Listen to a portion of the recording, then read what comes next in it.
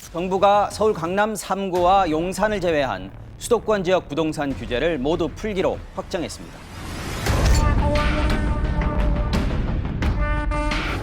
정부는 성동과 노원, 마포, 종로 등 서울 11개구를 투기 지역에서 해제하기로 확정했습니다.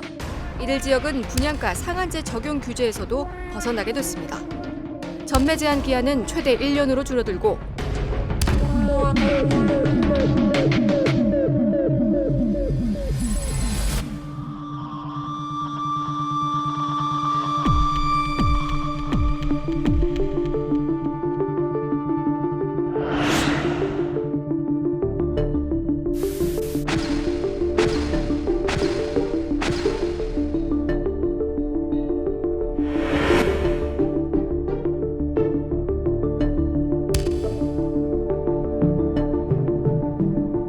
(2030년도까지는) 집 사지 마라. 그 말씀 아직도 유효합니까? 아무리 하락이어도 입지가 최고다. 그게 바로 입지론의 일종의 폐단 같은 겁니다.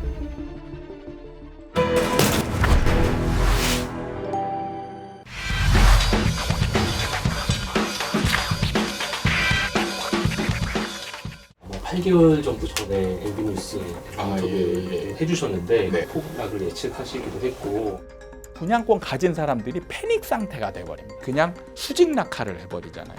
제가 눈 감고 사도 된다 이런 시점이 2030년. 그때 이후로 연락을 참 많이 받았어요. 지인들한테 공중파에 드디어 네가 떴구나 이제 뭐 이런. 그러면 이제 시계를 다시 이제 1월 3일로 돌려봐서 네. 1월 3일에 정부의 규제 완화 정책이 발표된 거 자체는 일단 어떻습니까? 좀 세게 나왔습니다. 굉장히 종합 대책에 가까운 굉장히 센 대책이거든요. 저는 이제 이 규제 지역을 서울의 일부 지역을 해제해 줄 걸로 봤어요. 근데 지금처럼 이렇게 파격적으로 거의 다 풀어줄 거라고는 전혀 예상을 하지 못했습니다. 왜 정부는 왜 그랬을까요? 첫 번째는 집값 하락 속도가 너무 빠르다. 이 부분하고 두 번째는 거래 절벽이라고 하죠. 심지어는 멸종까지 표현을 하기도 하는데 거래 절벽 현상이 거의 1년 가까이 유지가 되고 있습니다. 그래서 이런 상황이 좀 우려스러운 거죠. 그 다음에 정부가 좀 가이드라인으로 잡아놓은 전국적인 미분양 수치가 6만 2천 가구 정도 되거든요. 이 수치를 넘어서면 이제 위험하다. 이렇게 보는 거예요. 그런데 지금 대책을 발표하기 전에 바로 미분양 수치가 발표된 게 5만 8천 가구입니다. 그러니까 위험 수치에 이제 근접을 했다는 거죠. 그래서 정부는 위험 상황이 벌어지면 이미 늦는다. 그러니까 미리 손을 써야 된다. 이렇게 판단해서 그런 부분, 위험 요소들을 어느 정도 완화시키기 위해서 이 대책을 내놓은 것으로 판단이 됩니다. 정부가 대책을 내놓고 나서 반등 시점이 좀 많이 앞당겨질 것이다라는 분석도 조금씩 나오고 있어요. 단도직입적으로 하나만 먼저 묻겠습니다. 2030년도까지는 집 사지 마라. 그 말씀 아직도 유효합니까? 당연히 유효하죠. 왜 유효해요?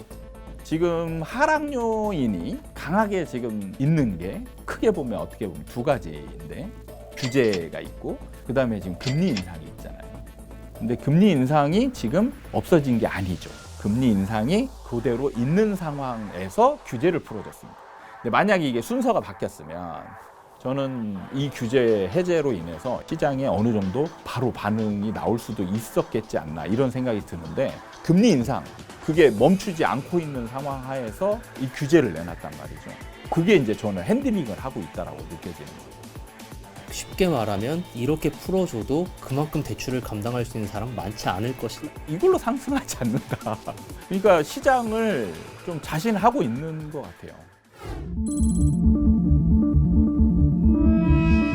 동시에 그러면 좀 충격이 있을 수 있거든요. 그러면 이제 사람들이 심리를 자극할 수가 있기 때문에 반등 작용이 나올 수 있는 거예요. 근데 그거는 바로 정부가 바라지 않고 있는 상황인 거죠. 그럼 굳이 정부가 지금 계속 나서서 집값을 하락해야 된다라고 얘기하면서 정부가 스스로 그에 반하는 상황이 나오기를 스스로 자기가 그런 행동을 할까 이런 상황을 예측을 해보면 그런 상황이 나오기는 좀 쉽지 않지 않겠나 이런 예측이 좀 나오고요. 만약에 추가 대책이 나오지 않고 금리 인상만 멈추게 되면 어떤 상황이 벌어지냐? 변화가 없습니다. 변화가 없는 이유가 사실 좀 저는 안타까운 게 많은 분들이 착각을 하고 있는 게 이거예요. 하락 요인이 강하게 있어요. 하락 요인이 강하게 있던 게 없어지면 상승 요인이다라고 생각을 하는 거예요. 그렇지 않거든요. 하락 요인이 있다가 없어지면 그냥 제자리인 거예요. 시장이 상승으로 가려면 사실 강한 힘이 필요해요. 강한 힘이 필요한다는 건 임팩트 있는, 누구나 이거는 뭔가 상황이 변한 상황이야 라는 인식이 필요한, 공감대가 필요한 상황이 벌어져야 되거든요. 그러려면 적어도 금리로 만약에 상황을 좀 바꿔야 된다면 저는 금리 인하가 적어도 자이언트 스텝이나 울트라 스텝 정도는 나와야 약간의 영향이라도 줄 수 있는 상황이 온다라고 생각이 듭니다. 근데 금리 인상이 진행되다가 멈췄어요. 이건 임팩트가 없거든요. 여전히 고금리잖아요. 왜 금리 인상이 되면 왜 집을 안 사요? 부담되니까 그런 거잖아요. 그 부담이 사라진 게 아니잖아요. 그리고 금리 인하를 만약에 해요. 근데 금리 인하를 하더라도 대부분 기본적인 게 0.25%잖아요. 기본 스텝. 이 정도 되면 사람들은 그냥 충분히 받아들이고 여전히 고금리라는. 그러면 굳이 집값이 지금 올라가는 상황도 아닌데 여전히 부담이 존재하는 거잖아요. 그러면 집을 사서 부담이 돼서 집값도 하락하고 있고 이자도 더 내야 되고 이런 상황을 굳이 스스로 겪으려고 할까? 그게 저는 좀 많이 착각하는 부분이 아닌가 이런 생각이 들어요. 그럼 제가 이제 반등론자가 돼서 한번 여쭤보겠습니다. 대표적으로 이번에 분양을 했던 게 둔촌주공이 있었고요. 예. 어찌든지 계약은 다 될 것이다. 뭐 이런 식으로 얘기가 가고 있는데 서울에서 그렇게 미분양이 안 나고 좋은 지역은 그 정도 가격대에서 됐다는 거는 이제 반등의 조짐이 좀 있는 거 아닌가. 그것도 착각이에요. 착각이 게 뭐냐면 시장을 굉장히 축소시켜서 보는 거예요. 금리 인상 기조도 있고 여전히 시장은 하락하고 있는 중이고 그런 상황에서 둔촌주공이 어느 정도 계약률이 높다. 그렇다라고 해서 사람의 마음을 완전히 바꿀 수는 없다라는 거죠. 그렇기 때문에 받은 방향을 계속 갈 가능성이 훨씬 더 많은 거예요. 사실 둔촌주공을 청약을 하려고 했던 사람 10만 명, 20만 명이 넘어요. 근데 지금 처참한 청약 경쟁률을 나타냈잖아요. 그거는 뭐냐면 이미 이 가격 자체가 경쟁력이 없다라고 보는 사람이 더 많은 거예요. 그럼 언제 사야 되냐? 그때 이제 말씀하신 게 한 30%에서 40% 떨어지면 이라고 말씀하셨어요. 지금 뭐 방금 말씀하신 서울의 대표적인 단지들이 진짜로 한 30% 이상 떨어졌습니다. 그러면은 지금 사야 될 시점 아닌가요? 그 부분도 좀 착각을 하는 게 가격만 얘기한 게 아니거든요. 그러니까 제가 30에서 40%를 얘기한 건 뭐냐면 평균치고요. 하락 기간도 있습니다. 지금 20%나 30% 떨어진 게 그러면 여기서 멈추고 올라가느냐? 아니에요. 절대 아니에요. 그러니까 주식 개념으로 바라보시면 안 돼요. 그러니까 이 차이가 뭐냐면 주식은 어떤 종목이 좀 많이 떨어졌어요. 그리고 전체가 하락장인데 생각 외로 많이 떨어진 것 같은 경우는 반등하고 상승할 수도 있거든요. 뭐 어떤 호재가 있거나 아니면 뭐 개별적인 실적이 있거나 이런 경우에는 개별적으로 상승할 수도 있습니다. 부동산은 그게 절대 없어요. 시장 전체를 다 따라가게 돼 있어요. 그러면 아직 안 떨어진 것도 있어요. 그죠?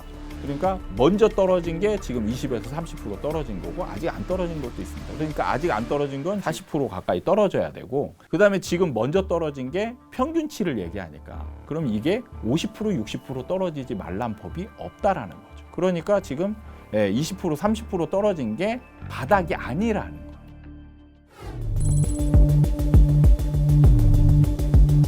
집값이 올라가지 않으면 우리나라에만 있는 이 전세 제도가 힘을 발휘하거든요. 내 집을 가지게 되면 손해가 많아지게 됩니다. 집값이 떨어지지 않더라도 손해예요.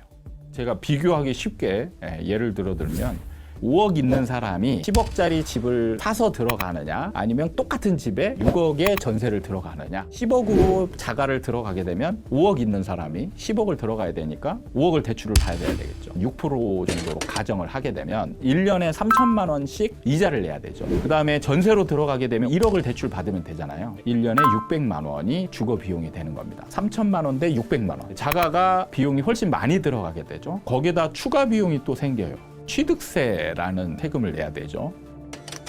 그러면 10억짜리 집이니까 3.3%, 3,300만 원을 세금으로 내야 됩니다. 이것도 비용이죠. 그 다음에 재산세가 나. 보통 10억짜리 집이면 한 뭐 대략 1년에 200만 원 정도. 그 다음에 중개 수수료를 내는데 600만 원에 300만 원. 그래서 다 합쳐보면 1년에 7,100만 원이 비용으로 들어가게 되는 거고, 임대로 들어가게 되면 900만 원만 비용이 들어가면 되는 거예요. 이게 집값이 안 떨어질 때, 그냥 집값이 제자리에 있을 때의 비용을 계산한 건데, 여기서 만약에 집값이 1년에 10%씩 떨어지고 있다 라고 가정을 하게 되면 10억짜리 집이니까 1억이 떨어져. 그러면 1년이 지나면 1억 7,100만 원이 손실이 되는 겁니다. 그럼 5억 있던 자산이 3억 3천이 되는 거예요. 1년만 지나면. 근데 계산이 정말 빠르시네요. 어쨌든 주거 비용이라는 게 자가가 월등하게 많이 들어가게 됩니다. 그러니까 우리나라에만 있는 이 전세 제도가 축복에 가까운 임대 상품인 거예요. 떨어질 때는 굳이 집을 살 필요가 없어요. 떨어지는 동안에는 임대로 들어가서 자기 자산을 지키는 게 훨씬 더 효율적이 되는 거죠. 금융위기 이후로 네. 2010년대 초반에 집 산 사람들 이 고점이 물려서 거의 막 이혼 위기까지 갔다 이런 상담을 많이 받으셨다고 맞습니다. 했는데, 혹시 요 근래 사이에도 뭐 그런 상담이나 좀 그런 일들에 대해서 지금 초창기잖아요. 적어도 앞으로 한 2년 정도 더 있어야 상승을 기대하고 상승을 확신하고 샀단 말이에요. 그렇잖아요. 그런데 지금 갑자기 급반전해서 지금 하락이 왔는데, 아직도 상승론자들은 하락을 인정하지 않아요. 인정하지 않습니다.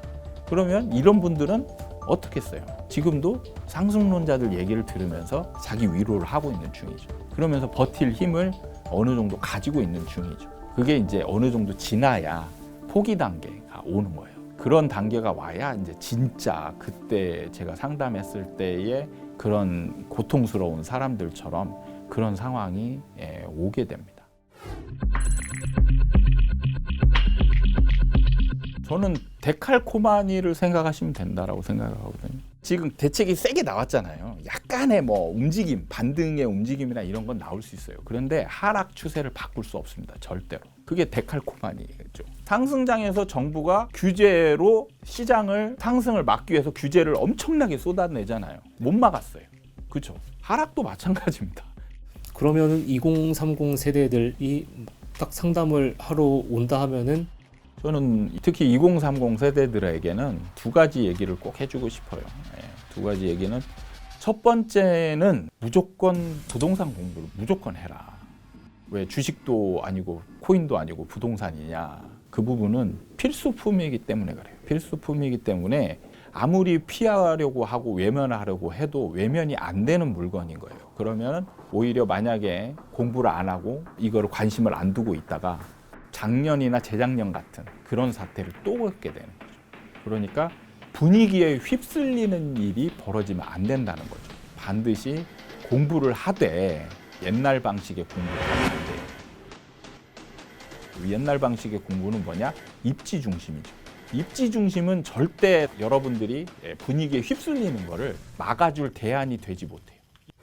입지 중심이라고 하면 뭐 강남이 좋다, 뭐 역세권 아니면 뭐 학군, 뭐 여러 가지 입지에 관한 이론들이 굉장히 많잖아요. 그리고 그게 대부분이거든요. 우리나라 부동산에 대한 이론은 그걸 공부하면 대안이 되질 못해요. 그러니까 상승장에서 이렇게 과열됐는데 곧 하락이 오는데 하락을 인지를 해야 되는데 인지할 수가 없죠. 입지론에 휘말리면 오히려 더 상승을 한다, 더 분위기에 휘말리게 돼요.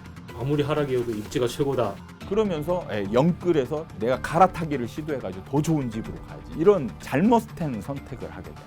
그게 바로 입지론의 일종의 폐단 같은 겁니다. 그래서 입지론 공부를 하시면 안 되고, 우리나라 부동산 시장에서 더 우위에 있는 절대적인 것은 사이클, 시장의 흐름이 훨씬 더 중요하다. 그래서 시장의 흐름을 읽는, 그리고 변곡점을 정확하게는 아니지만 예측할 수 있어야 됩니다. 그다음에 공부하면서 뭐를 해야 되느냐? 당연히 원화채굴을 해야 됩니다. 돈을 모아야 됩니다. 돈을 모으지 않고 하락장이니까 만만디가 될 수 있거든요. 그러면 그런 분들이 상승장을 알아도 돈이 없어서 좋은 집을 못 사는 그런 상황이 벌어질 수 있기 때문에 그거를 대비해야 되죠. 언젠가는 반드시 상승이 오기 때문에 그런 상승장이 올 날을 기다리면서 시드머니를 모아야 돼요. 한마디로 정리하면 부동산 공부를 하면서 때를 기다려라. 그렇죠. 이렇게 정리할 수 있을까요? 네, 맞습니다.